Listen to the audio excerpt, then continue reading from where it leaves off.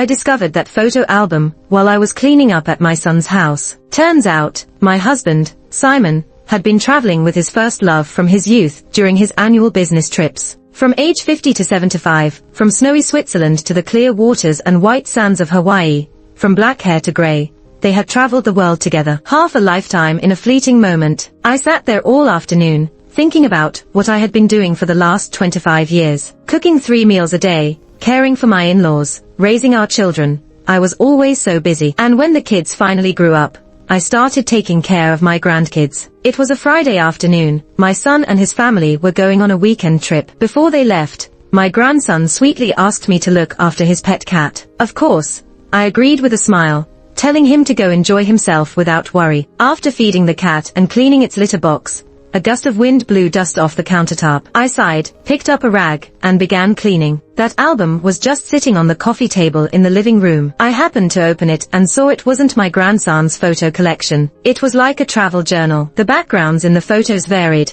but the same couple appeared in every single one. They stood hand in hand, smiling radiantly despite their grey hair. From snowy Switzerland to the clear waters of Hawaii, to endless plains and oases in the desert, all year round, all around the world. My fingers trembled, barely able to hold the album. The most recent photo showed the two of them holding hands tightly, with a waterfall cascading down from the clouds behind them. The back of the photo had a handwritten note, Simon and Cathy, taken in September 2023. I recognized Simon's handwriting. They were both dressed in blue, Simon in a shirt, Cathy in a long dress, and the serene mountains and valleys around them made them look ethereal, even as wrinkles marked their eyes and brows. But Simon was my husband of nearly 50 years, and Cathy was his unrequited first love from his youth. I remembered that blue shirt of his. Last September, he said he was going out of town to give a lecture. Before he left, I had ironed all his shirts myself, including that one. Every photo had a date, one for each year, never missing a beat. The back of some even had a few lines of poetry, or random thoughts he had penned down. I flipped through it quickly,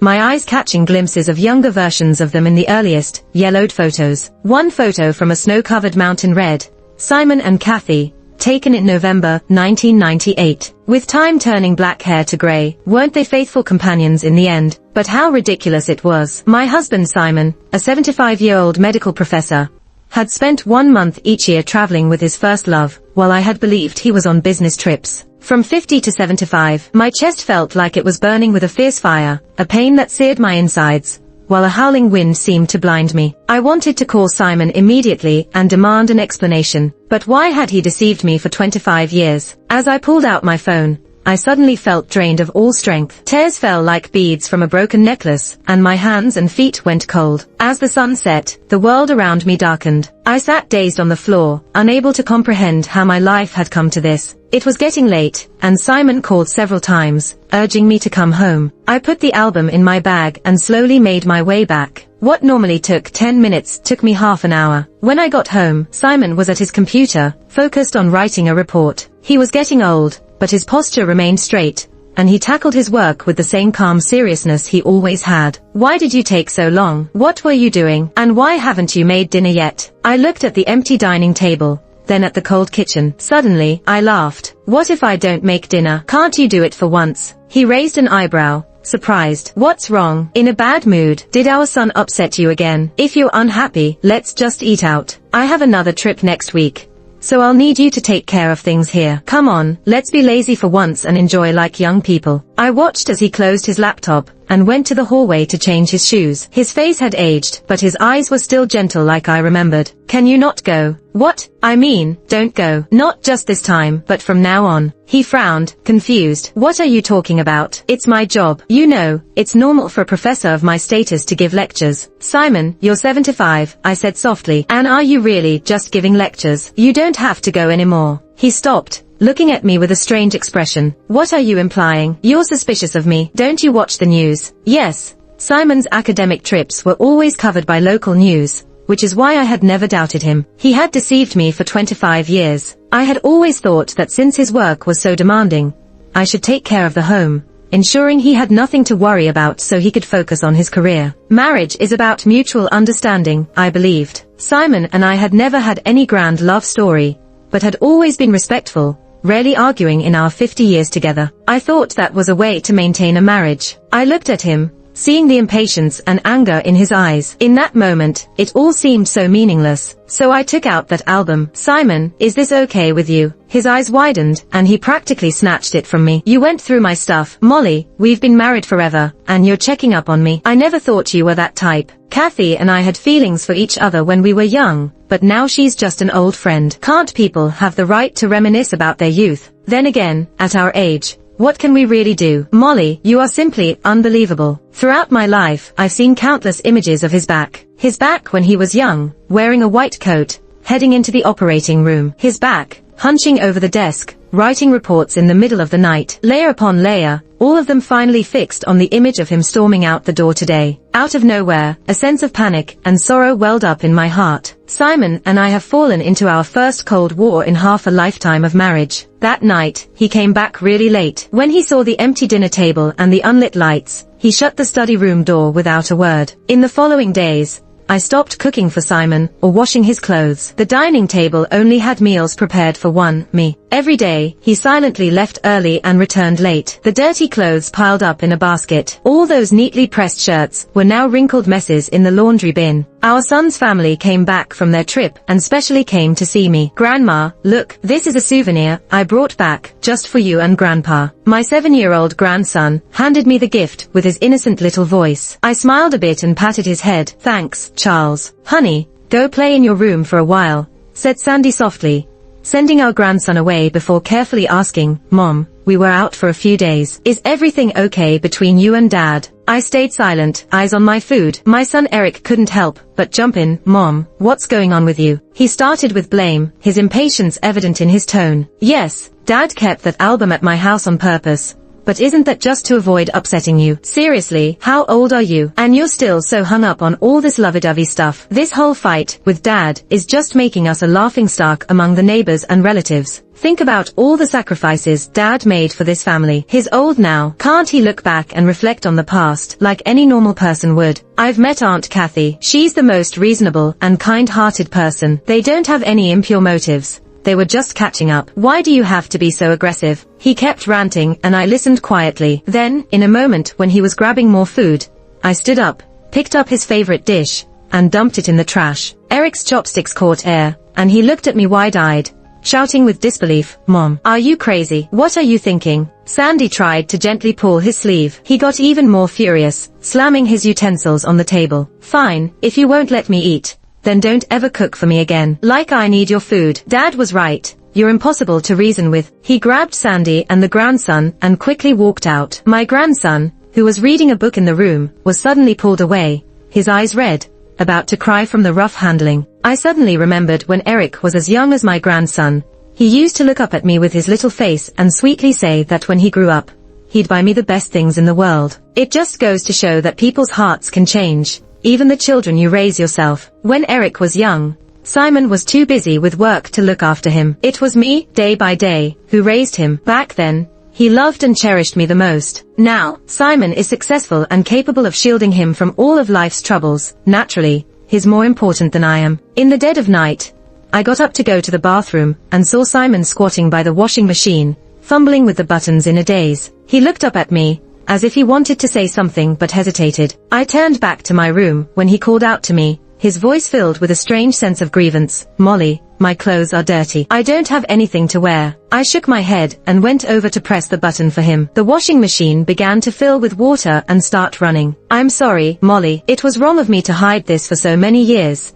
he murmured with his head down. "But believe me, I never wanted to break up this family." Looking at him for a long time, I sighed quietly. "Let's separate, Simon." He snapped his head up, his eyes reflecting a clouded light. After confronting Simon that day, the knot in my chest seemed to loosen quite a bit. I started to feel more clear-headed. Simon is 5 years older than me. We met through a matchmaker. He was just a fresh graduate from medical school. I was an ordinary office worker. Though it was an arranged meeting, there was a bit of emotional foundation to it. I knew he had a 3-year relationship back in college. It ended badly due to the girl's parents' disapproval. Back then, he shared everything about his relationship with Cathy, saying the past should stay in the past, promising to look forward. I agreed, and we stepped into marriage. And just like that, 50 years went by. In the early years when Simon was an intern, he was completely devoted to his work, assisting his mentor with data, doing surgeries, diagnosing patients, working night shifts. Everything at home fell solely on my shoulders. His salary was meager at that time, and I didn't dare quit my job. I worked during the day, and took care of his ailing mother and our young child at night. Even during his mother's final days, I was the one by her side day and night, watching her peacefully close her eyes. He rushed back from the operating room, panic-stricken, trembling as he held my hands. Molly, Molly, thank God for you. Eventually, he started to achieve some success, and our life visibly improved. I thought we would live like this, enduring hardships and then enjoying peace, going through the motions. Little did I expect that, at 70, when Simon turned 75, we would find ourselves at an impasse. Before I retired, I was an accountant. I managed countless accounts in my life, but the last account I handled was the division of assets in my 50-year marriage to Simon. I moved into a small house under my name, and left the divorce agreement with Simon. He held that thin piece of paper, speechless for a long time. I said, "It's okay. The law gives us a 30-day cooling-off period. You can think it over." While packing, I threw away a lot of old things. Those items I couldn't part with for decades, but were of no use, gave me a refreshing feeling when I finally discarded them. My son Eric, upon hearing about my decision to get a divorce, sent me dozens of voice messages. I listened to a few. They were all blaming me. I just ignored them, maybe out of spite. He didn't visit me once after I moved out. At 70, I suddenly had a lot of free time on my hands. After a few days of rest, I signed up for a 30-day tour group. Without having to worry about saving money, I found traveling truly enjoyable. I took photos of the scenery, and like young people, posted them on social media. To my surprise, I got many likes, including one from Simon. He commented, "Molly, have fun and stay safe." Several mutual friends replied to him, all expressing envy and admiration for how deep they thought our relationship was. He sent me several private messages, sometimes asking where something was at home, sometimes showing the soup noodles he cooked or sending weather forecasts, reminding me to take an umbrella and wear warm clothes. I didn't reply to any of them. I felt peaceful, without a hint of emotion. After the trip, I encountered an uninvited guest. When Cathy came to see me, I realized something was amiss. Simon said he was leaving town next week, but it had been over a month, and he still hadn't gone. So, was it because Simon missed his trip that Cathy came to this city? She sat across from me, smiling, wearing a dress of excellent material. Her face wasn't young, but she had a composure that only time can bring. Compared to her, I felt like a simple old woman. They say unattainable things in youth can haunt one for life, and even more so with people. So it made sense that Simon saw her as his first love. "Molly, right? You're younger than Simon. So you're younger than me." Her eyes curved into a smile. "Sorry for causing a rift between you and Simon." I didn't respond. She kept smiling gently and began, "Molly, you really don't need to be troubled by this. Simon and I are just fulfilling a promise from decades ago. You might not know, but when Simon and I were in college,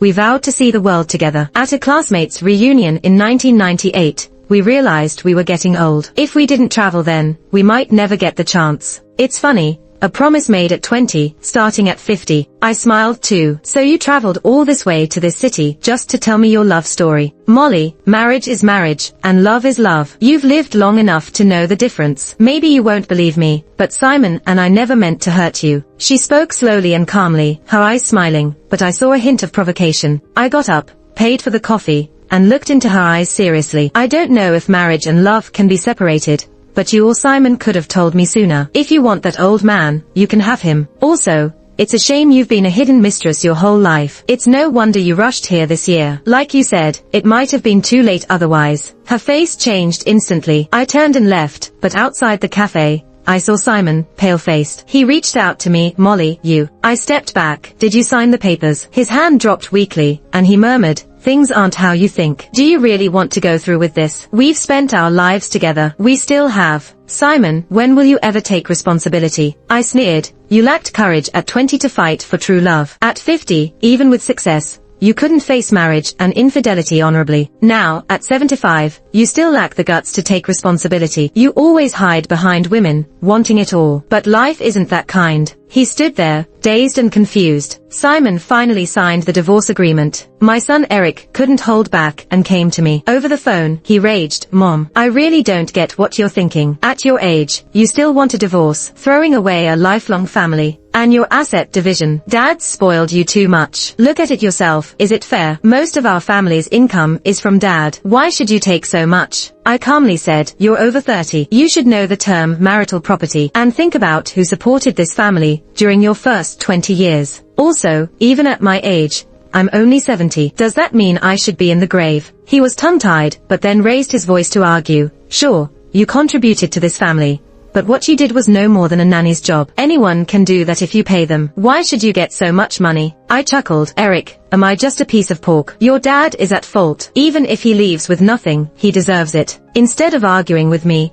think about when your understanding Aunt Cathy enters the scene. Dad's limited assets will have another legal heir. "Molly, you're heartless. Aunt Cathy is kind, not like you. Always thinking about money. No wonder Dad chose her over you." I didn't want to hear his nonsense and hung up. Half a month later, I saw a family photo Eric posted online. Cathy was leaning against Simon, holding the hand of their little grandson. The five of them looked very happy. My son wrote in the caption, "My father has always been my role model. Coming back halfway through life, true love is still by his side." This instantly garnered countless likes, and one comment quickly rose to the top. A netizen said, "Years ago, I met Professor Simon and his wife while traveling. They were so deeply in love, it was enviable." Then more people replied, saying they had also seen the couple at different times and places. Their comments pieced together the story behind that album. Simon and Cathy's love became a trending topic. Netizens called them the real-life holding hands and growing old together couple. My son sent me a message, "See that? The happy family blessed by the entire internet is the one you gave up on." I was speechless. I replied,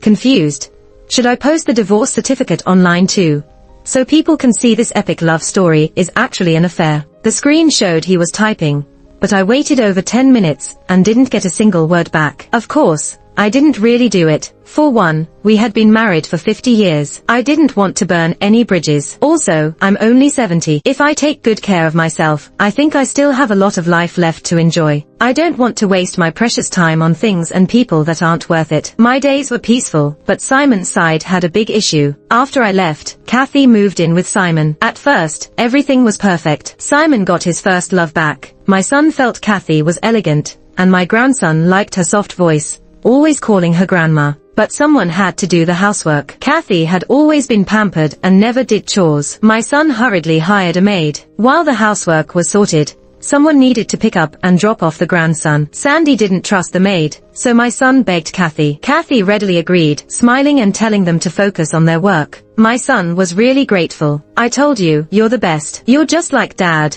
knowledgeable and different from those ignorant old folks." But Cathy almost lost the grandson after just a few days. After school, she took him to the mall. She couldn't resist going into a clothing store, and in a blink, the 7-year-old had disappeared. She panicked, called the police, and involved more security. Thankfully, they found him on another floor, safe and sound. Cathy was both angry and anxious, scolding the grandson. "Didn't we agree you'd wait for me in the store? I tried on clothes for just a few minutes, and you ran off." Sandy arrived, just in time to see this. She kept a straight face, but forced my son to visit me after they got home. My son refused, saying Cathy had no kids and hadn't raised any. A slip-up was understandable, and she'd be more careful next time. But that night, Simon called my son, gently saying Cathy had a severe backache after coming home. She was exhausted from running around and couldn't continue with the pickups and drop-offs. Sandy sneered and dragged my son over to my place to apologize. "Mom, it was all my fault before. Don't take it to heart." My son had his head down. "I was just angry, saying things in the heat of the moment. You pushed me too, didn't you?" I was non-committal. My son nervously laughed and looked around my place, finally lying down on my new massage chair. "Mom, I'm not saying you're wrong, but you're really enjoying life after the divorce. This massage chair is nearly 90,000. You sure are willing to spend." I countered. "I took half your dad's money. How else am I going to spend it if I don't go for the expensive stuff?" He rubbed his nose. Mom, you're not holding a grudge against me, right? You don't want a husband, and you don't want a son either. Charles is your biological grandson. I don't believe you can bear to see him uncared for. Sandy sincerely added, Mom, Eric didn't know any better before. I've already talked to him. No matter what, your contributions to our little family are visible to all. Charles nearly got lost this time. I can't trust anyone else with him. Mom, could you? But I've enrolled in a senior university. I'm not free during weekdays. How about this? If no one else can watch Charles on weekends, you can bring him here. I was a bit hesitant. My son widened his eyes. When did you enroll in senior university? You're really getting into things. I looked at him. Piano lessons. I just bought a piano the other day. It should arrive this afternoon. He frowned, about to say something, but Sandy quickly pinched him and smiled. It's great that Mom's taking senior university classes, nurturing her mind. We'll find another way for Charles. 2 months later, I heard about Simon again, when Sandy visited with the grandson. Mentioning Cathy, she said coldly, she's really acting like the lady of the house, decorating the place frivolously. Now she's pestering Dad to get a marriage certificate. Don't worry, Mom. I've already told Eric to tell Dad we strongly oppose them getting married. When you were around, we only had to focus on work. Now, we send our child to daycare, and Eric gets bossed around by her sometimes. She winked at me. I heard Dad's not agreeing to marry her either. They argue a lot. I think he's somewhat clear-headed. Having fun is one thing, but marriage is another. I laughed silently and focused on cutting fruit for the grandson. After all, everyone has their own stance. Different stances lead to conflicting interests and decisions. I didn't know why Simon refused to marry her, but it made sense for my son's family to oppose it, especially after Cathy nearly lost Charles. Instead of blaming herself, she blamed the child for running off. Any mother would bear some resentment over that. What I didn't expect was that not only was Simon's home a mess, but he and Cathy also made it to the trending list again. And unlike last time, when the internet was filled with blessings, this time there were a lot of doubts. It all started when one of their college classmates saw the news and commented, Professor Simon and Cathy were like soulmates back in college. It's a pity they gave into reality and broke up. We talked about them at our reunion years ago, and felt sorry for them. And now, they're back together after all these years. That comment stirred up a storm. Netizens began digging for the truth. Through back and forth discussions, people realized that true love isn't about being with your first love forever. Instead, it's breaking up, starting other families. Cathy even got married twice, and finally reuniting with an old flame. Some defended them, of course. First love is first love. Even after decades apart, meeting again makes their hearts race. If this isn't true love, what is? Others sadly typed, if first love is true love, am I the only one who feels sorry for Simon's ex-wife? One sharp comment hit the nail on the head.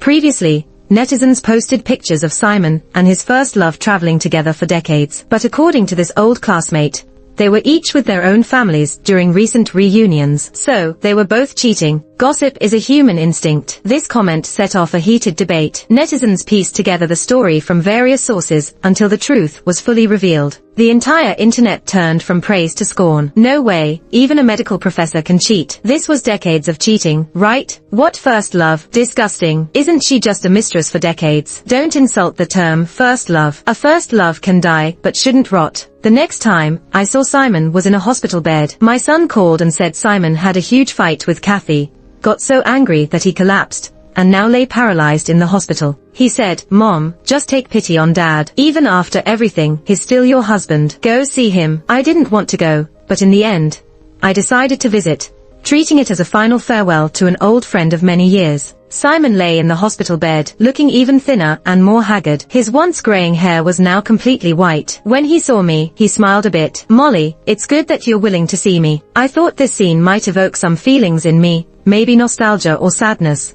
but strangely, I only felt a sense of unfamiliarity and alienation. He reached out to me with effort. Molly, our son tells me you're learning to play the piano. If I could get better, I'd love to hear you play. I frowned, and he coughed violently a few times. Don't be quick to refuse. Let me speak. I've had these words in my heart for days, and I'm afraid if I don't say them now, I won't get another chance. Since you left, I don't know why, but I often see you at home, as if you never left. I know I wronged you and don't deserve your forgiveness. I've often thought about that day you asked me not to go, to not travel with Cathy. If I hadn't argued with you then, if I had come to my senses, would we still be doing fine now? When he mentioned that conversation, a faint pain surfaced in my heart. pulling me back to that dim afternoon when I sat on the floor crying alone. I shook my head, speaking slowly. You wouldn't have. It's just your nature to be fickle. If you had a true heart, you wouldn't have traveled with Cathy back in 1998. Today you say you regret it, but it's just your long-lost first love turning up in reality. As for me, because I walked away fast enough, I became a rare curiosity to you. That's who you are, never cherishing what you have, always yearning for what you can't. He took a deep breath, closed his eyes, then opened them again, filled with deep self-mockery and irony. Yes, but Molly, we've spent 50 years supporting each other. Don't you have any attachment? We've been together for most of our lives. Can't we really go back? I chuckled coldly. Simon, can you turn back time? Can you give me back 50 clean years? Why should I cling to this betrayed marriage? What am I, a masochist? He chuckled hoarsely. I've treated countless patients in my life, but in the end, I couldn't heal myself, and I ended up with nothing. I turned and left, pushing open the hospital room door. I saw my son and Sandy standing outside. My son called softly, Mom, reaching out as if to pull me, while Sandy bit her lip, her eyes filled with silent sorrow as she looked at me. Later, I finally learned the reason behind Simon and Cathy's last intense fight. Cathy came to see me once more. Just like last time, she was impeccably dressed, but this time her eyes were clouded, no longer clear and assured. She pushed a glass of plain water to me. Last time you said you couldn't drink coffee, so I got you plain water today. You've won, Molly. She forced a smile, her face looking terrible. Last time I said you had Simon's marriage, while I had his love. Now it seems I was naive. Molly, I've lost. I'm leaving. I watched her, sipping the water slowly. She continued talking to herself. Do you know why Simon and I fought? The entire internet is cursing me, calling me unchaste, saying I'm an old fool who doesn't respect myself,